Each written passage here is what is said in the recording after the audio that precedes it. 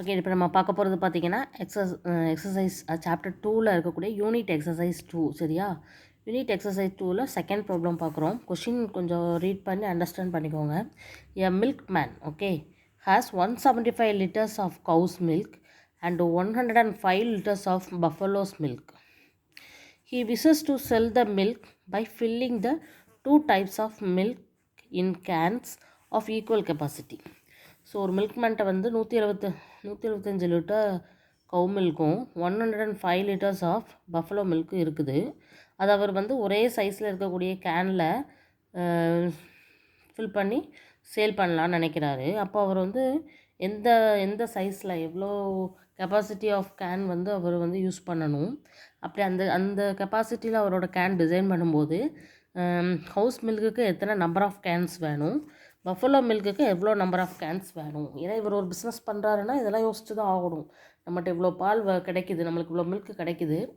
So இதை வந்து ஒரு ஏன்னா ஈக்குவலாக இல்லை, கவுஸ் மில்க்கும் பஃபலோ மில்க்ஸுக்கும் ஈக்குவலாக கிடைக்கல, கூடுதல் குறைவாக தான் கிடச்சிருக்கு அவருக்கு. சரியா? ஒன்று கூடும் ஒன்று குறையும். அதே மாதிரி இன்றைக்கி இருக்க அதே லிட்டர்ஸ் தான் நாளைக்கு இருக்குன்னு சொல்ல முடியாது இல்லையா? ஸோ அந்த வகையில் பார்க்கும்போது அவரோட பிஸ்னஸ் மைண்டில் வந்து அவர் வந்து ஒரு ஃபிக்ஸ் பண்ணணும். ஒரு கேன் நம்ம வந்து ரெடி பண்ணணும். அந்த கேனோட சைஸ் என்னவாக இருக்கணும், எவ்வளோ லிட்டர்ஸ் கெப்பாசிட்டியோடு இருக்கக்கூடிய கேன் வந்து நம்ம ரெடி பண்ணணும். ஸோ அந்த கெப்பாசிட்டியில் இருக்கக்கூடிய கேனை நம்ம யூஸ் பண்ணுறதா இருந்தால் கவு மில்க்குக்கு எத்தனை நம்பர் ஆஃப் கேன் வேணும், அதே மாதிரி பஃபலோ மில்க்குக்கு எவ்வளோ நம்பர் ஆஃப் கேன்ஸ் வேணுங்கிறதையும் அவர் வந்து முடிவு பண்ணணும். ஸோ அதுதான் ஃபைண்ட் அவுட் பண்ண போகிறாரு. Very simple. எப்படி செய்கிறோன்னு பாருங்கள். சொல்யூஷன் ஃபஸ்ட் கொஷினுக்கு நான் ஆன்சர் பண்ண போகிறேன். Capacity of can. ஒரு கேன் அவர் வந்து டிசைன் பண்ணணும் இல்லையா, பர்ச்சேஸ் பண்ணணும். அப்போ அந்த கேனோட சைஸ் என்னன்னு தெரியணும். சும்மா 5 லிட்டர் கேனு 10 லிட்டர் கேனு வாங்கிட்டு இருக்க முடியாது. ஈக்குவலாக இருந்துச்சு, ஈக்குவல் சைஸ் ஆஃப் கேனாக இருந்தால் அவருக்கு வந்து சேல் பண்ணுறது ஈஸியாக இருக்கும் இல்லையா, அதுக்காக.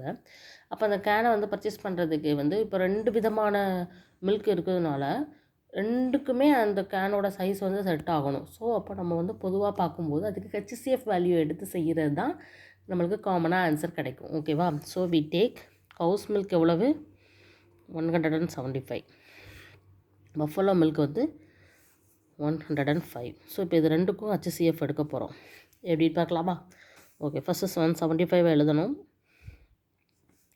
ஸோ இந்த 105 போட்டோன்னா 1 டைம்ஸ் தான் வரும். ரிமைண்டர் என்ன வரும்?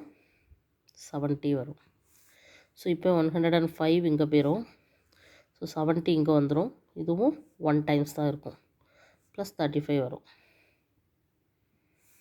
இங்கே 70 வரும், இங்கே 35 வந்துடும். ஸோ 35 × 2 70 + 0 வந்துடும். ஸோ ரிமைண்டர் எங்கே 0 வருதோ அங்கே இருக்கக்கூடிய பி வேல்யூ தான் நம்மளுக்கு ஹெச்சிஎஃப். ஸோ ஹெச்சிஎஃப் = எவ்வளோ கிடச்சிருக்கு? 35. So the capacity of a can எவ்வளோ கிடச்சிருக்கு? அந்த கேனோட கெப்பாசிட்டி எவ்வளவு? 35 லிட்டர்ஸ் பிடிக்கிற மாதிரி அவர் கேன் வந்து வாங்கணும். ஓகேவா? அப்போது 35 லிட்டர்ஸ் பிடிக்கிற ஒரு கேனாக அவர் டிசைன் பண்ணுறதா இருந்தால் ஹவுஸ் மில்க்குக்கு எவ்வளோ நம்பர் ஆஃப் கேன் வேணும், எவ்வளோ நம்பர் ஆஃப் கேன் பஃபலோ மில்க்குக்கு வேணும். வெரி சிம்பிள், ஜஸ்ட் டிவைடு தான். ஸோ நம்பர் ஆஃப் கேன்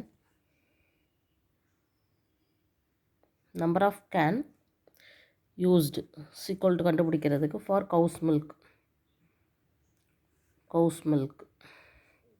கண்டுபிடிக்கிறதுக்கு என்ன செய்யணும்னா, டோட்டலாக எவ்வளோ மில்க் இருக்கோ அதை இந்த 35ஆல் டிவைட் பண்ணால் போதும். எவ்வளோ வரும்?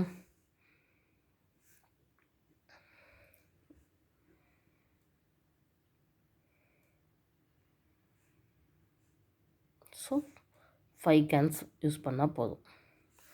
அதே மாதிரி இது செகண்ட் ஆப்ஷன். அதே மாதிரி தேர்ட் கொஷினுக்கும் இதே மாதிரி நம்ம டிவைட் பண்ணால் முடிஞ்சு போச்சு. Third. Okay, number of can used for buffalo milk. அதுக்கு என்ன பண்ணணும்னா 105 லிட்டர்ஸ் பஃபலோ மில்க் இருக்குது இல்லையா, அதை 35ஆல் டிவைட் பண்ணணும்.